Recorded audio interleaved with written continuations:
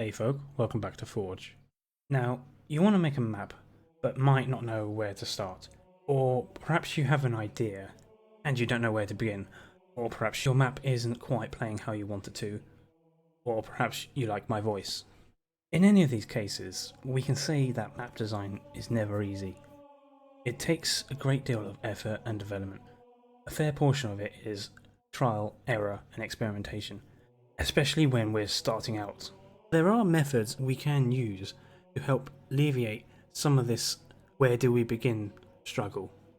And we can do this through demonstrating some principles of game design and level design, which in turn may help you make that one map that much more epic. It's worth noting that while this video will contain some level of depth, the subjects I cover are skimmed over to keep this video interesting and concise. But nevertheless, it's an interesting subject to cover, and I recommend, after this video, researching into the subject some more. I have linked some resources in the description below if you're interested in following up. So, with a comment, like, and sub out of the way, let's break this down to 5 key phases, starting with idea generation. As mentioned, a lot of this is experimentation, and we can do this by messing around with the tools provided. For example, scripting, or vehicles, or other game assets provided to us. We can even look at game modes like capture the flag to source some form of inspiration for our map. The point here is we're playing around with the sandbox given to us, and we're learning what might work for us or what might not work for us. In my case, I'm going to use this man cannon as an example.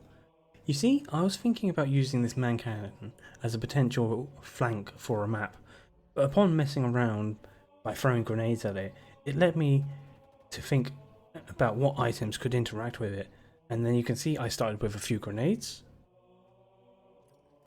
then onto fusion coils, and then how different guns and their projectiles interact with it, and with some refinement, I have an interesting idea for a game mode known as Fusion Toss. Now, there's some omittance here. Fusion Toss is actually a spiritual successor of a game type of mine from Halo 5 known as Grenade Toss. Though the story I told is true, as it came with me wanting to integrate a man cannon into a map I was making, but I ended up messing around with grenades and then grenade launchers. I just wanted to recreate this example as I don't have any footage from Halo 5. But you can see how messing around with the sandbox can generate ideas, which will help refine core mechanic or core feature of your map, or at least give it a starting point. And we're not only limited to a mechanical function, that is, we can also explore the sandbox for an aesthetic reason too, as was the case with my map Drift Rest, where I spawned into the map straight away and I saw this bot pen. I turned it 90 degrees and thought how it would make an interesting structure for a log cabin. Along with this, I liked how the sun looked in the void, which led me to make a whole map with the sun as a key aesthetical feature. A final point on generation is don't be scared to let go or adapt your ideas during development, and often exploring or redefining what the map is can lead to a more interesting outcome. Don't be afraid to take inspiration from other sources if it helps. If anything, it expands your personal idea pool. Let's briefly cover the next point, level design, as it will help us move on to the next phases of making a map. I have to iterate this point particularly, that this is a gloss over the subject, as level design is a very complex and comprehensive topic, but we can at least showcase some of its principles and give some examples for consideration. So, when approaching map, or to give its official name, level design, a major factor is what's our map's intended purpose, as this is how you would define how the map is designed and played out. For example, an unmodified map such as Streets may not abode well for being an engaging parkour map. Not to say that it can't have potential, it just may not be ideal. When building your map, keep in consideration how and what you want your players to do on it. If it's more narrative, then you might want to have a more linear path. If it's for PvP, then see how the map guides players into routes. Or if you're making a platformer or parkour map, then look into how other maps and even games introduce a player to mechanics. To give a few examples, a good rule of thumb we can follow is to introduce your map's feature or mechanic early, or at least lead player into using it, and ideally without any lengthy explanation. We want to engage a player within the first few seconds of gameplay in order to keep them vested. Along with this, ensure they can understand it, have fun with it, or gain significant use out of it. And also make it simple for them to understand, as harder mechanics and features can deter or switch a player from interacting with it, or even in cases playing. To give an example, let's look at the map Detachment with its man cannons. You can notice, while not immediately presented in front of the player, it's given within the first seconds of spawning, and is a consistent focus of the player, especially if the player picks up the power at spawn. Again, a feature of this map shown within seconds of spawning, presenting an idea on how the map wants to be played, which also leads the player to the path towards the man cannon, showcasing two of the map's features in tandem. Now, I want to explore what's known as the free lane method. While not applicable with every map, it's a common practice that is likely to cover a lot of maps you might want to make, especially with any form of conventional PvP. It's also one that's relatively easy to showcase and understand.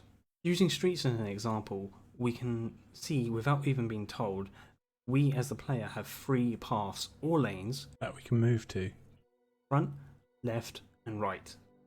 Front being the most direct to the opposition, with left and right being longer but providing the player with flank routes. And this is mirrored to both sides of the map, with both of these paths leading to a middle point known as a choke point, the first point of contact. And while this is a brief sum up of the idea, it's a common modern industry standard which you can quickly apply when designing most of your maps. I'll showcase some more examples of this on screen now, both in-game and in other games.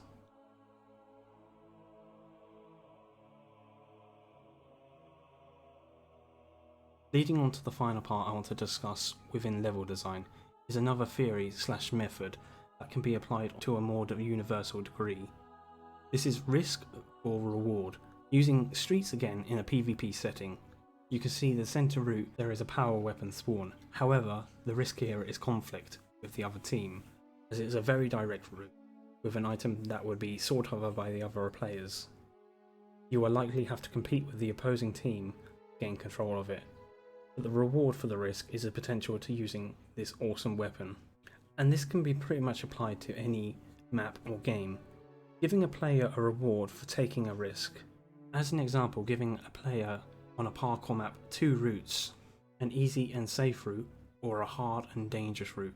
This can create a quick dynamic, and you can incentivize the player for taking a hard route by giving them a reward such as a grapple hook.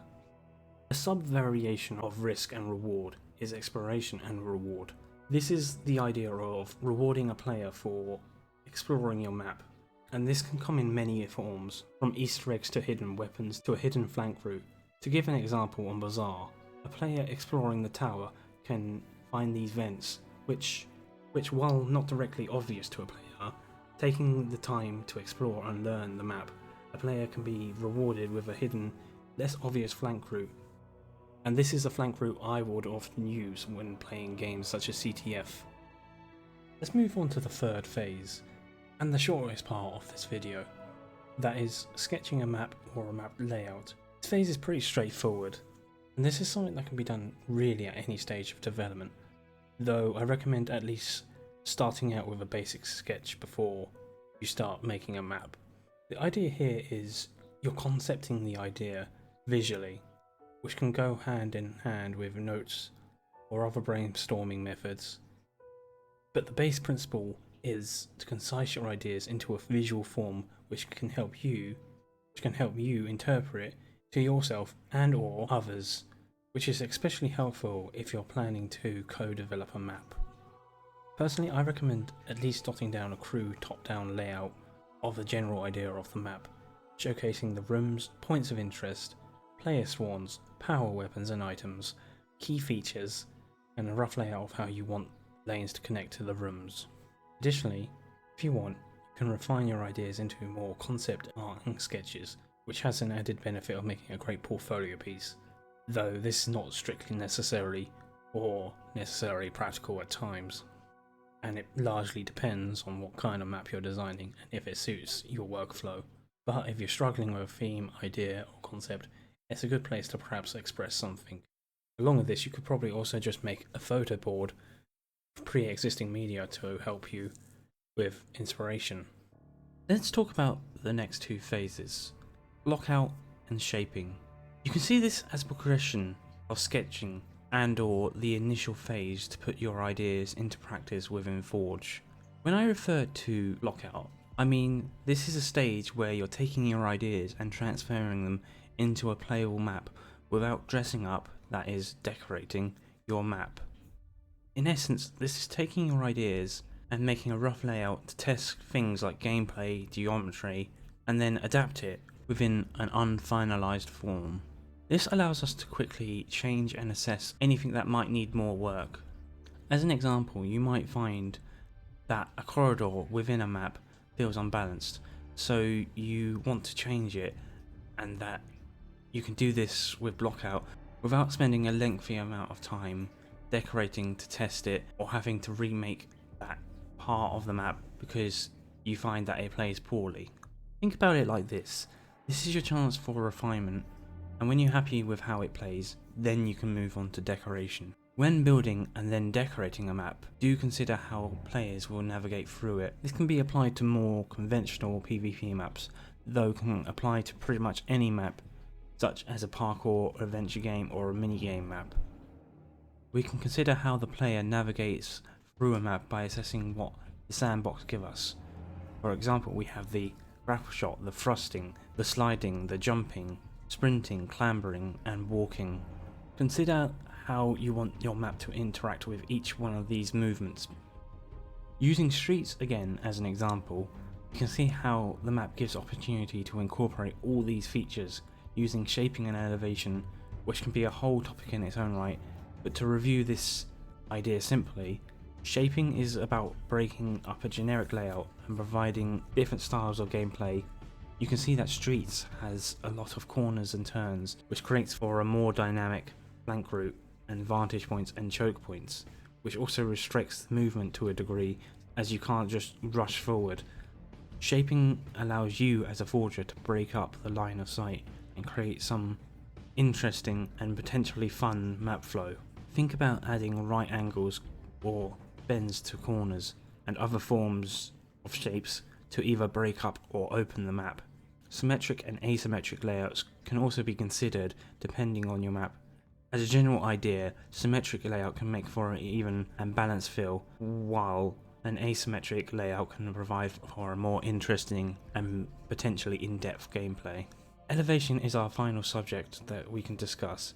This is height and depression within a level. Adding verticality can quickly add a dynamic on any map, with vantage points, unexpected routes to flank upon, and points of interest, or in general as a more visual aesthetic.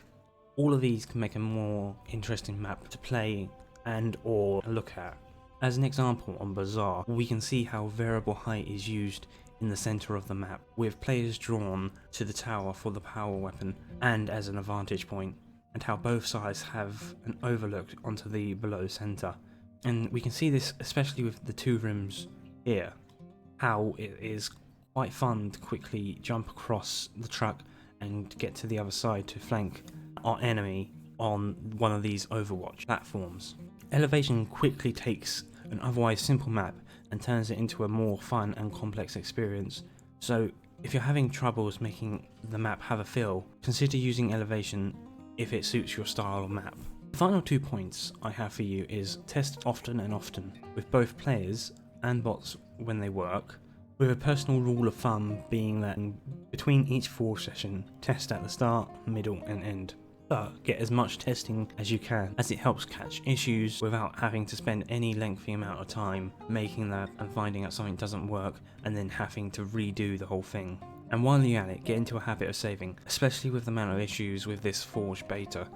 It helps save time for when an issue arises, as Forge has the handy feature to backtrack to previous saves. But anyhow, I hope you found this helpful. If there is anything else you want me to cover or discuss, say so in the comments below. I look forward to seeing people's maps, and remember to save. And until next time, take care.